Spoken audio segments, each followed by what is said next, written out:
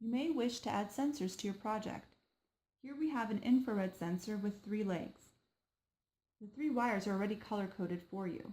This sensor is great for detecting distances. Plug the red wire directly into 5 volts. Plug the black wire directly into ground. And the yellow wire is the analog signal. It can be plugged into any of these 6 analog pins on the Arduino. Other sensors with 3 legs will typically be labeled for you. So notice VCC is for the 5 volts, GND is for ground, and the out pin is what plugs into analog. This is a motion sensor, which is great for detecting motion anywhere near your project. Notice that with one sensor, you could plug it directly into the Arduino, but what if you want to add a second sensor?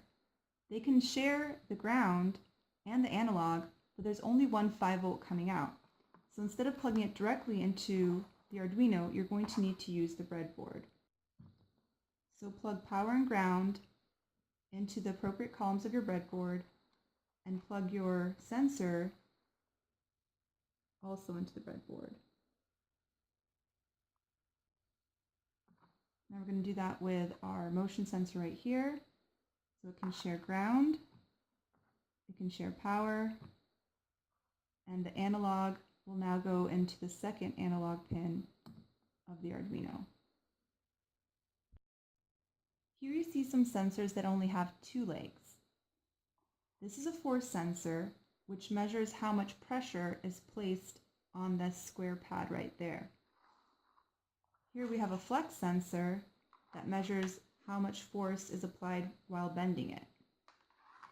And finally, we have a photosensor, which can measure how much lightness there is around it. Sensors with 2 legs are a little bit more complicated than sensors with 3 legs because you have to create a voltage divider. So here I already have my power wire, a 10K resistor. I'm going to add the photoresistor right next to that.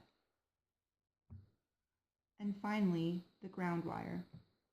I now have a complete circuit. To get data, what I need to do is plug my analog signal wire right in between the resistor and the photosensor. And then I plug it into the analog input. This wire will now be able to detect any changes in voltage when the photosensor is being triggered either by light or by dark. Those changes will be read as voltage changes by the Arduino. Other 2-legged sensors work exactly the same way. So simply take out the photosensor and replace it with the legs of this flex sensor.